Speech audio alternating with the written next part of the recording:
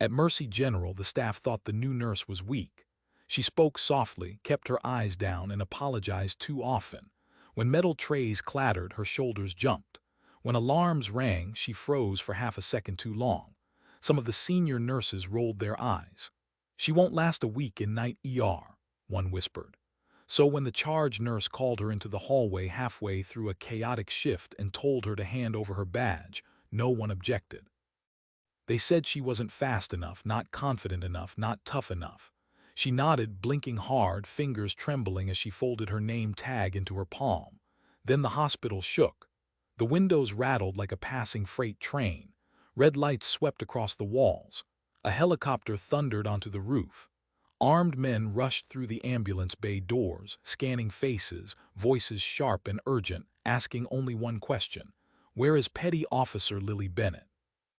Before we dive deeper, let us know in the comments where you're watching from. We'd love to hear from you. And if you're new here, click on the subscribe button so you never miss any of our upcoming videos.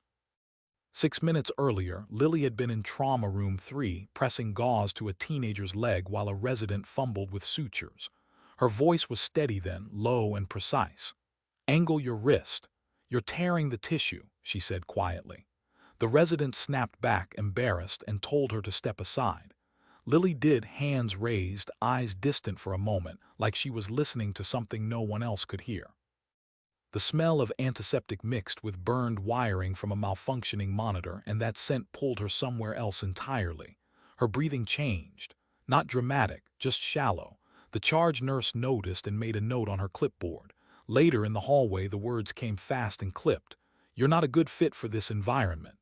Lily didn't argue. She just asked, "Can I at least finish stabilizing the boy?" The answer was no. Have you ever been dismissed when you were trying your best to hold yourself together? When the armed team entered the ER, their boots left wet prints across the tile. Rain dripped from their uniforms.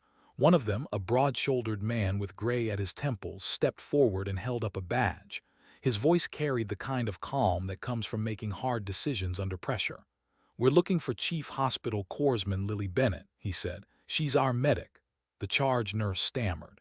"She's just a trainee, we let her go." The man's jaw tightened. "Ma'am, she served 3 tours embedded with our unit. She's the reason 4 of my men are alive." The room went still except for the steady beeping of heart monitors. Somewhere down the hall, Lily sat alone on a bench, staring at her hands like they belonged to someone else. Do you know what it costs a person to become the calm in other people's worst moments? 2 years earlier, in a desert half a world away, Lily had crawled through dust and smoke toward a wounded radio operator while gunfire cracked overhead. She was 27, smallest in her unit, voice always the softest. "Stay with me, Jason," she had whispered. Hands deep in blood she never forgot the warmth of. She learned to work by touch when the lights failed, to count breaths in the dark, to ignore the shaking in her own arms. After her final deployment, she came home with a commendation, a duffel bag, and nights full of sudden wake-ups, heart racing, sheets twisted tight. Loud hospital corridors felt too much like evacuation tents. The smell of cauterized tissue brought back sand and smoke. She didn't talk about it in interviews. She just said, "I want to help people." How many battles do you think someone can carry before their body starts reacting on its own? Back in the present, the gray-haired SEAL found Lily in the hallway just as she was leaving her ID badge on the front desk. "Chief," he said softly. She looked up, startled, then embarrassed, like she'd been caught doing something wrong. "I thought I was done here," she murmured. He shook his head. "We got a call. A private contractor we were transporting had a seizure mid-flight. We diverted here because you were the closest trauma-certified medic we trust with his condition." Her eyes sharpened in an instant. The fog lifted. "Status?" she asked. "Unconscious, unstable airway," he replied. She stood, already moving. The same nurses who had doubted her stepped aside as she walked past, voice clear now, issuing instructions that landed with quiet authority. Have you ever watched someone transform the moment they're needed? In Trauma Room 1, Lily worked with focused precision. Suction, prep for intubation, you hold C-spine. Her hands no longer shook. She explained each step to the resident who had brushed her off earlier, not with bitterness but with the steady patience of a teacher. The helicopter crew watched through the glass, eyes fixed on the woman they knew from dust and chaos, now under fluorescent lights.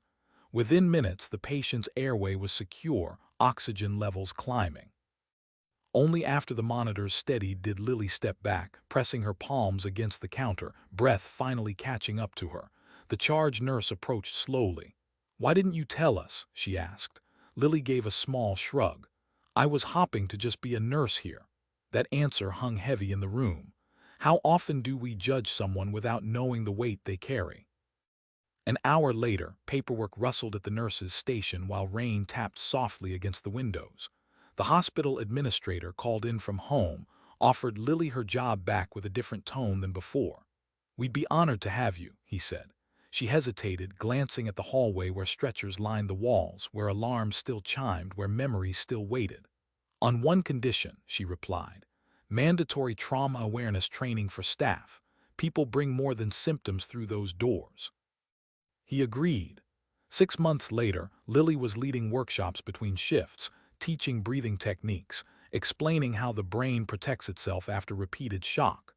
The resident she once corrected now asked her advice without ego. The charge nurse brought her coffee on long nights.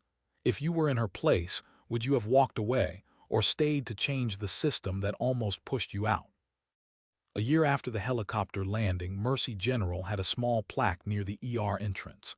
It didn't mention combat or medals. It simply read, "In honor of those who heal while still healing."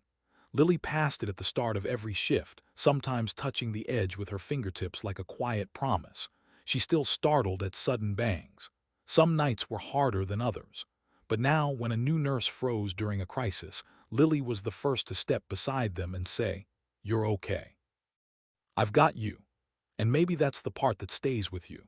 The strongest person in the room might be the one fighting the hardest battle you can't see. So tell me, have you ever misjudged someone's strength?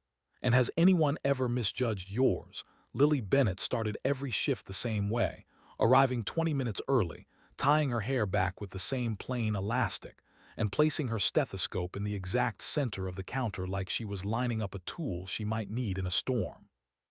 She spoke gently, moved efficiently, and never joined the gossip circle near the medication room. At Mercy General, that alone made her suspicious.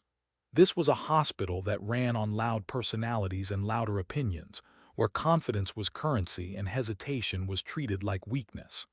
Dr. Grant Hale, the senior ER attending on nights, liked things fast and flawless, especially when administrators were watching. Nurse Kendra Voss, the charge nurse, controlled the shift with a smile that never quite reached her eyes. And then there was Lily, quiet as a shadow, working twice as hard and somehow still in everyone's blind spot. Have you ever noticed how the calmest person in a chaotic room often gets overlooked first? The night shift at Mercy General had a rhythm that felt more like survival than medicine. Fluorescent lights buzzed overhead, washing every face in the same tired, pale glow. Stretchers lined the hallway when rooms filled, and the air carried a mix of antiseptic, stale coffee, and the faint metallic scent that came with too many emergencies in one building. Dr. Hale moved through it all like a man on stage, voice loud, instructions sharp, quick to correct anyone who slowed his pace. Kendra backed him up, deciding who got help and who got scolded. Lily took the patients no one wanted to deal with, the confused elderly man who kept pulling out his IV, the uninsured woman apologizing for being in pain, the child with a fever whose mother was too scared to sit down. She never complained, never asked to trade. Do you think kindness looks like weakness when people are too tired to see clearly? Mateo Reed noticed her first. He was the kind of nurse who remembered birthdays and brought extra snacks for the unit clerk. One night, as they restocked a supply cart, he nodded toward Lily across the hall. "She moves like she's done this in worse places," he said quietly. Lily was rewrapping a bandage on a construction worker's hand, her touch steady, voice low and reassuring. The patient stopped shaking after she spoke. Mateo watched the way she scanned the room without turning her head much, how she positioned herself with a clear line to the door. "You okay?" he asked her later, offering half a granola bar. She gave a small smile. Yeah, just tired. It was the kind of answer that ended conversations, and she knew it. Have you ever given that answer because the real one felt too heavy to explain? Security supervisor Darnell Briggs had worked at Mercy General for 8 years, long enough to read people the way others read charts. Former Army, quiet, observant.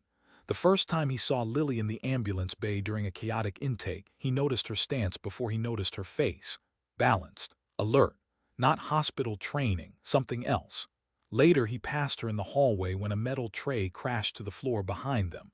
Most people jumped and laughed it off. Lily didn't laugh. She turned toward the sound, eyes sharp, breath held, then forced herself to relax when she saw it was nothing. Darnell didn't say anything, but he filed it away. Some reflexes didn't come from textbooks. Do you think you can recognize a past someone is trying hard to leave behind just by the way they react to a sound? What made Lily stand out most, though, was what wasn't there. No photos taped inside her locker. No stories about roommates or family dinners. Her employee file, Kendra once complained in the break room, was weirdly clean. No disciplinary notes, no references beyond basic verification, no social media accounts anyone could find. It's like she didn't exist before this hospital, Kendra said, half joking, half uneasy. Dr. Hale brushed it off. As long as she doesn't mess up my trauma cases, she can be a ghost for all I care. Lily overheard that from the hallway and kept walking, expression unchanged. But later, alone while washing her hands, she stared at her reflection a second too long, like she was checking whether she really was fatting. Have you ever tried to start over so completely that you erased parts of yourself too? One slow stretch around 3 in the morning, Mateo found Lily sitting at the far end of the nurse's station, charting with perfect focus. You ever sleep? He joked. She shrugged lightly. Sometimes. He hesitated, then said, you know you can talk to us, we don't bite. Lily glanced at the busy hallway, at Kendra laughing loudly with Dr. Hale, at the tension that lived just under the surface of every shift. I'm good, she said again, softer this time. Mateo didn't push. But as he walked away, he wondered what kind of life teaches someone to take up as little space as possible. And maybe you're wondering too, who was Lily before Mercy General? What happened that made disappearing feel safer than belonging? Because Lily Bennett didn't come here to make friends. She came here to disappear. Lily's breaks followed a pattern so consistent it almost felt like a ritual. When the others crowded into the fluorescent-lit staff lounge, laughing over takeout containers and scrolling through their phones, Lily slipped out the ambulance bay doors and crossed the parking lot to her old gray sedan. She ate alone in the driver's seat, engine off, windows cracked open even when the night air carried a biting chill.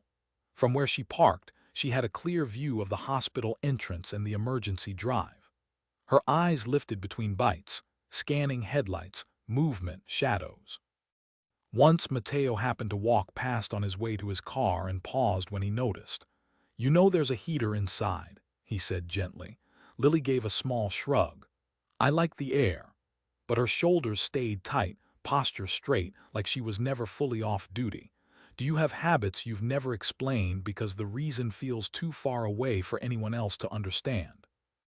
Inside the ER, the noise never really stopped. Monitors chimed, stretchers squeaked, overhead pages cut through half-finished conversations.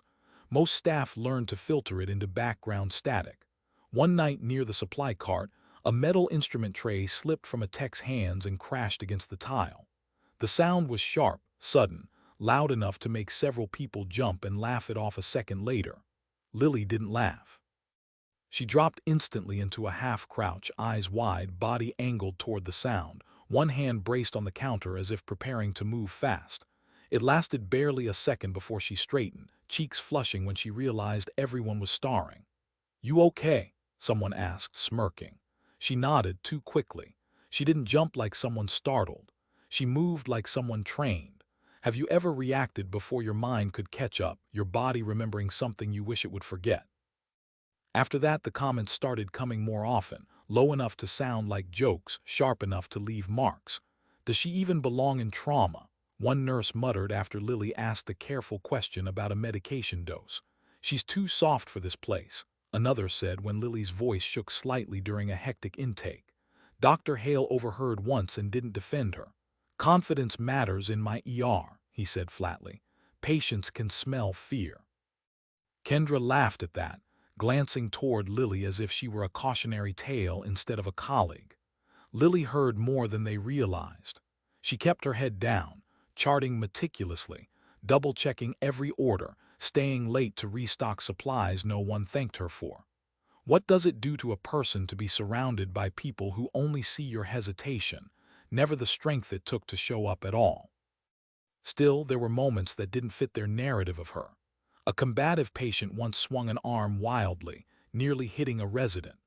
Lily stepped in smoothly, redirecting the motion with practiced control, voice calm and firm in a way that immediately de-escalated the situation. Another night, a trauma patient's blood pressure dropped fast, and while others scrambled to find the right equipment, Lily already had the IV line primed, hands moving with quiet efficiency. Lucky guess, someone muttered afterward, but Mateo noticed the sequence, the way she anticipated steps before orders were spoken. Darnell noticed too, watching from his post by the doors, arms crossed, expression thoughtful. Lily never took credit. She just cleaned up, reset the room, and faded back into the background. But what they didn't know is Lily had already seen worse than this hospital could ever throw at her. Just after midnight, when fatigue starts to blur the edges of even experienced hands, the ambulance doors burst open with a teenage boy gasping for air. His face was flushed deep red, lips swelling, fingers clawing weakly at the oxygen mask paramedics were trying to hold in place. Severe allergic reaction, one of them called out. Peanut exposure. Epi given 10 minutes ago, wearing off. The stretcher rolled fast toward Trauma 2, wheels rattling over tile seams. His mother ran beside him, voice breaking as she kept saying, "He can't breathe, he can't breathe." The room filled instantly, Dr. Hale at the foot of the bed, Kendra barking for vitals, a tech fumbling with the monitor leads.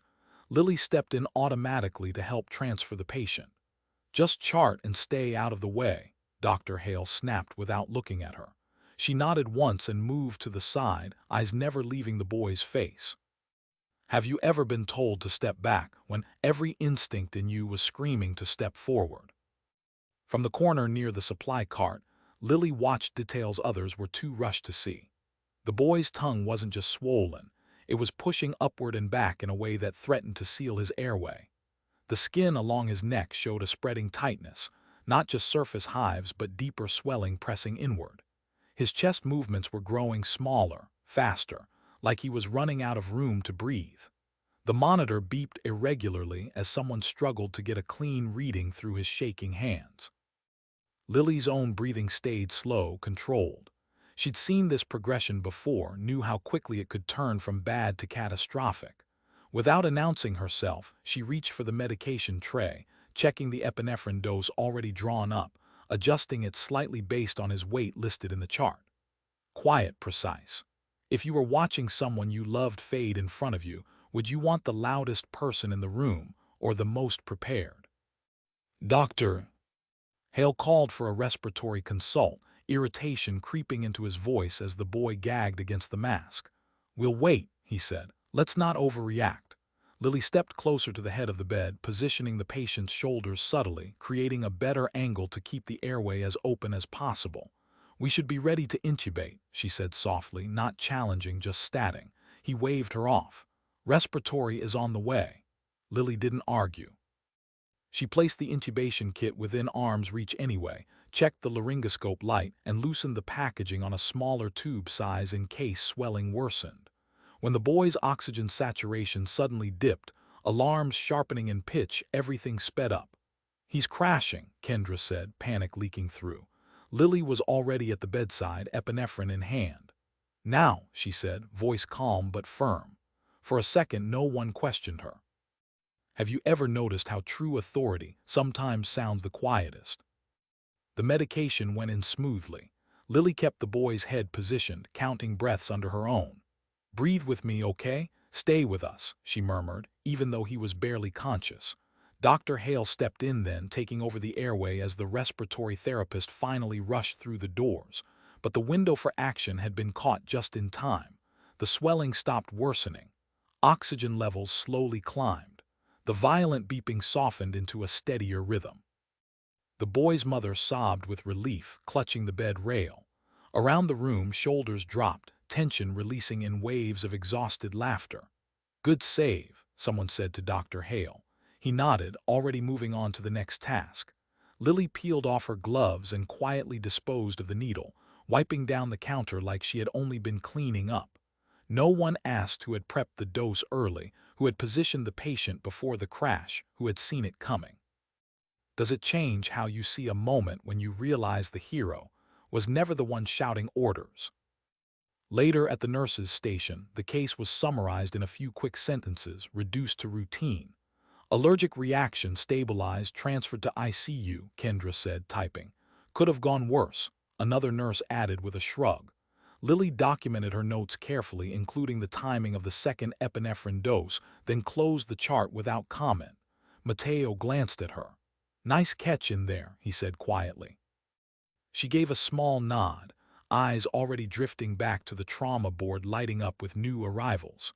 Across the room, Darnell watched her for a long moment, suspicion turning slowly into understanding. But what lingered in the air wasn't praise. It was a question no one had voiced yet. If that was Lily being new, what would Lily look like when she stopped holding back? By the middle of the shift, the earlier emergency had already faded from everyone else's mind, replaced by the steady grind of new arrivals and old frustrations. For Lily, though, the atmosphere had shifted. Kendra seemed to notice her more now, but not in a way that felt like recognition. It started with assignments. While others rotated through lighter cases to catch their breath, Lily's name kept landing beside the most difficult patients on the board. The intoxicated man yelling at staff. The elderly woman with dementia trying to climb out of bed every 5 minutes. The uninsured patient arguing about bills before treatment had even begun. "You're good with the sensitive ones," Kendra said loudly, the pause before the word sensitive drawing a few quiet laughs. Lily nodded, already moving toward the next room. "Have you ever realized someone was testing how much weight you could carry without ever asking if you were already overloaded?" The comments got sharper as the night wore on. At the nurse's station, with a few staff gathered around, Kendra reviewed charts over Lily's shoulder without being asked. "You're documenting too much," she said, voice bright but cutting. "This isn't a diary." A couple of nurses snickered. Lily adjusted the screen angle and quietly removed a line she knew was medically relevant but not worth arguing over. Later, when a patient's family member demanded updates Lily wasn't authorized to give, Kendra stepped in with exaggerated patience. "She's still learning how we do things here," she explained, as if Lily weren't standing right there. Lily kept her hands folded, gaze steady, expression neutral. Inside, her jaw ached from how tightly she held it. How many times can someone be talked over before they start believing their voice doesn't belong in the room at all? Dr. Hale delivered his part near 3 in the morning, when exhaustion made everyone less careful with their words. A trauma alert had just cleared, and Lily had asked a quiet, clarifying question about a medication order that didn't match the patient's weight. He sighed dramatically, pulling off his gloves. "Maybe nights are too intense for you," he said, loud enough for half the station to hear. "Not everyone is built for this pace." The room went still in that uncomfortable way people get when they're relieved the attention isn't on them. Lily met his eyes for a brief second, then lowered her gaze. "Yes, doctor," she said softly. No sarcasm, no argument, just acceptance. Mateo looked like he wanted to say something but didn't. The shift moved on, but something in the air had changed, like a line had been crossed that couldn't be uncrossed. Have you ever swallowed a response because you knew speaking up would only make things worse? What unsettled Darnell most, watching from the security desk, wasn't that Lily stayed quiet. It was how she stayed quiet. There was no wounded pride on her face, no flicker of surprise, just a familiar stillness like she'd stepped into a posture she'd used many times before. When Kendra criticized her in front of others, Lily didn't shrink the way someone new might. She didn't flare up either. She simply absorbed it, nodded once, and adjusted. Efficient. Controlled. Darnell had seen that look on young soldiers being dressed down by superiors in front of a unit. not because they agreed, but because they understood the cost of pushing back in the wrong moment. She didn't react like someone being bullied.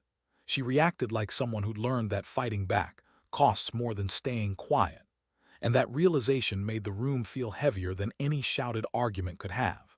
Just when the night felt stretched thin enough to snap, the ambulance bay doors flew open again. Paramedics rolled in a man in his 30s, unconscious, clothes cut open, skin smeared with dried blood and road dust. Found him outside a warehouse, one medic reported. Friends dropped him and took off. Multiple injuries, pressures tanking. No wallet, no phone, no name. The kind of patient who arrives with more questions than answers. The stretcher locked into place under harsh lights as staff moved in fast, voices overlapping. Dr. Hale stepped forward immediately, presence sharp, controlled. "Let's move, people, trauma protocol." Lily took her place on the side, gloving up. "Your extra hands," he told her without looking. "Do what you're told." She nodded once. Around them, machines hummed to life, scissors cut fabric, and the room narrowed to the space above one broken body. Have you ever felt the air change when everyone senses this moment might tip the wrong way? Dr. Hale called out vitals, ordered fluids, directed compressions on a bleeding wound near the patient's abdomen. Blood soaked the gauze too quickly, dark and steady. "Internal bleed," he declared. "We need to move." Nurses rushed to keep pace, each step loud with urgency. Lily followed instructions, passing instruments, holding pressure where she was told. But her eyes kept moving, scanning beyond the obvious. She noticed how the man's breathing didn't match the assumed injury. Shallow, yes, but uneven in a way that didn't line up with abdominal trauma alone. His chest rose asymmetrically, one side lagging just a fraction behind the other. The monitor beeped in a rhythm that suggested shock, but something about the pattern felt off. Lily didn't look at the monitor first. She looked at his breathing. And then she looked at the shape of his ribs, because she'd seen that exact mistake before.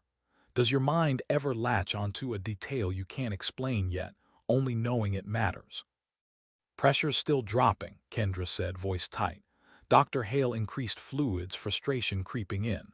"We're losing him from the abdominal bleed. Prep for rapid transfer." Lily's gaze shifted to the patient's upper chest again.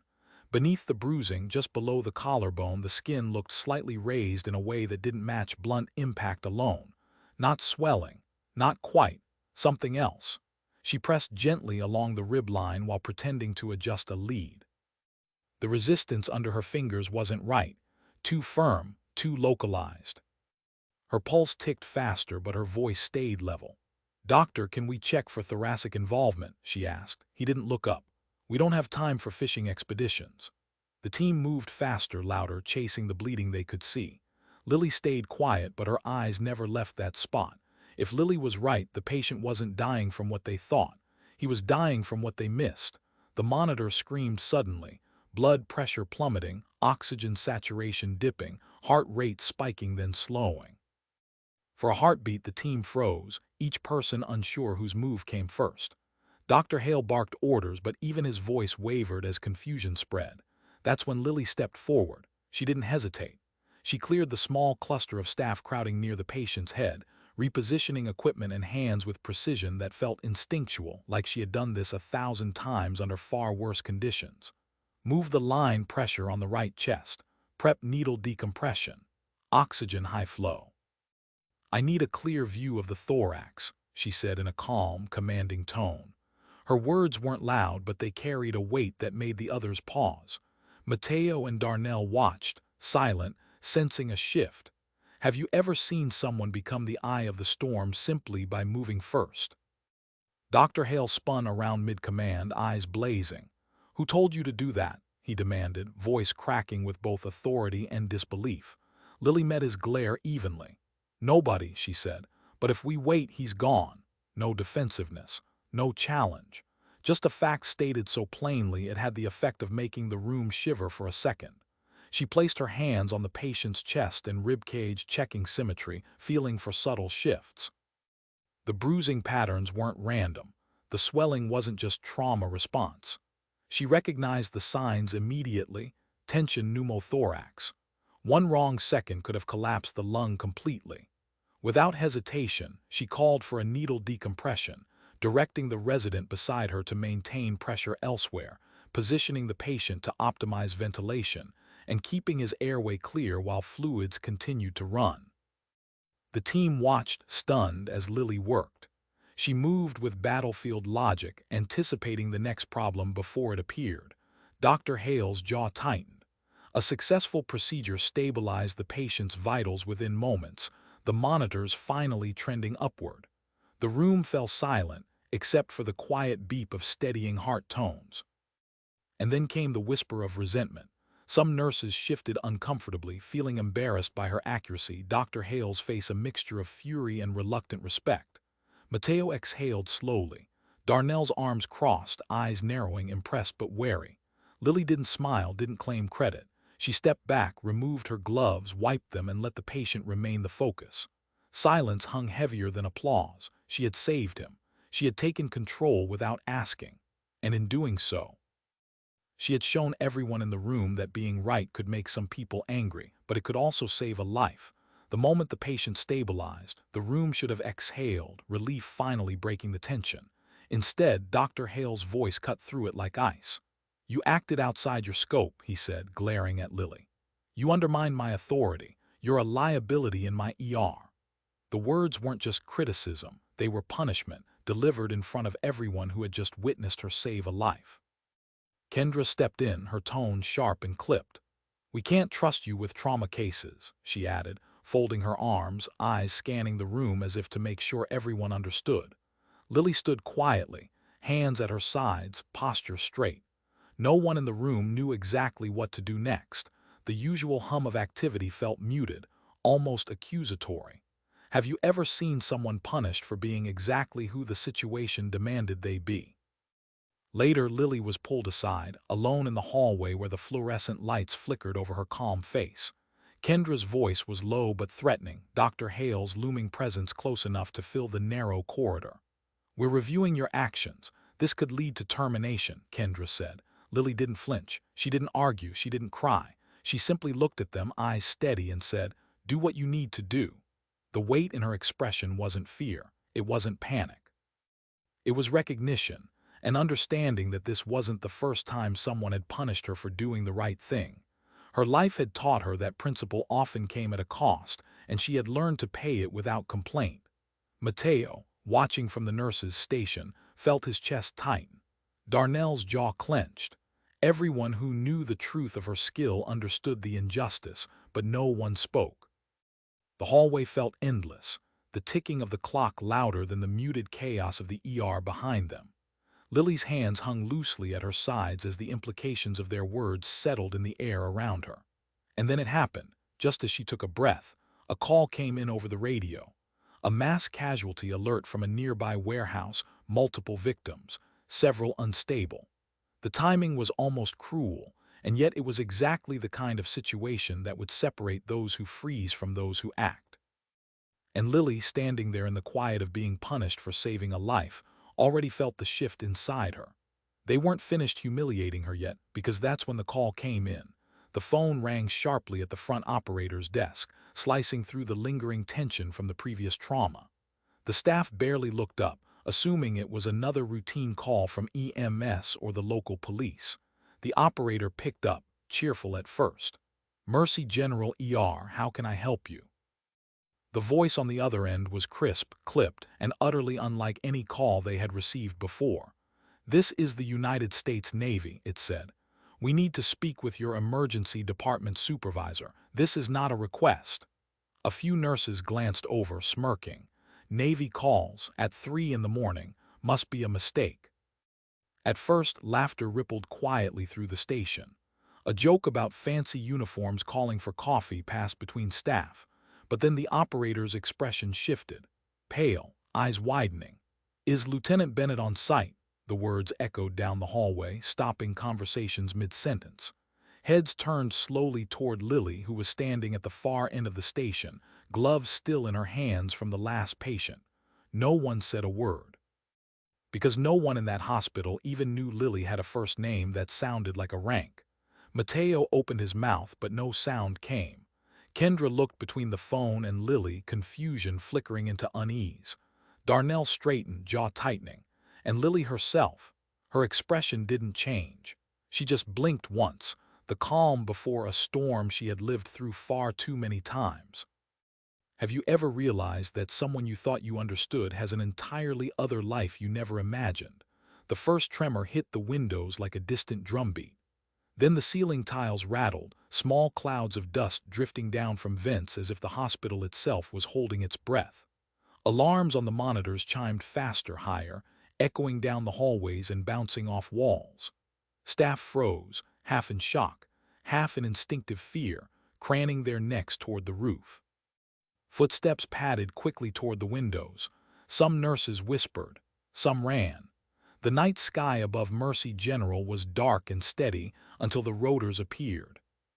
The Navy helicopter thundered onto the roof, landing with a force that made the entire building shudder.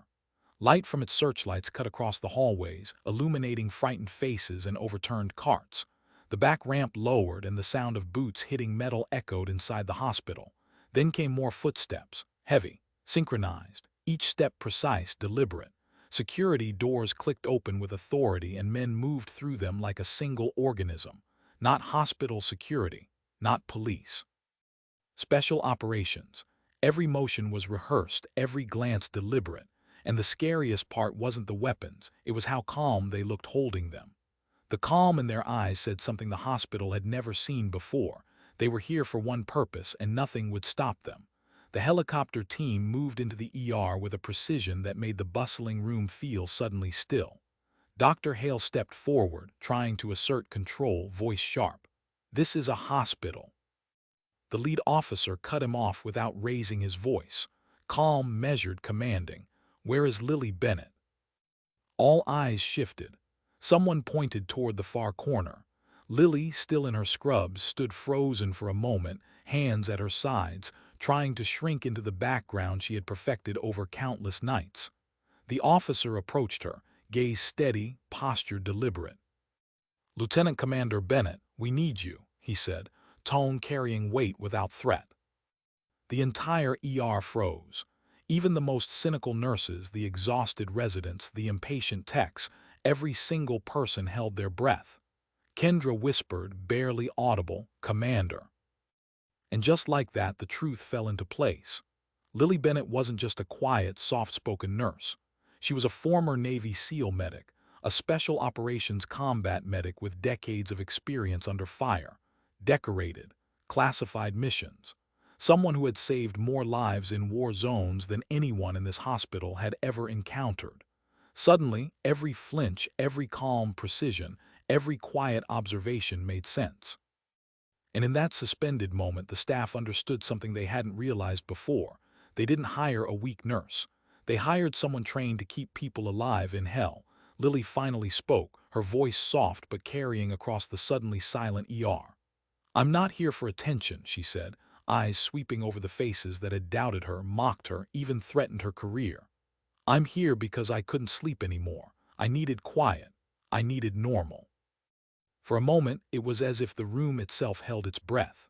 Her words were small, almost fragile, but the weight behind them pressed against every shoulder. And then in her mind, the memories came, not with graphic violence, but with the sharp clarity of someone who had lived through chaos.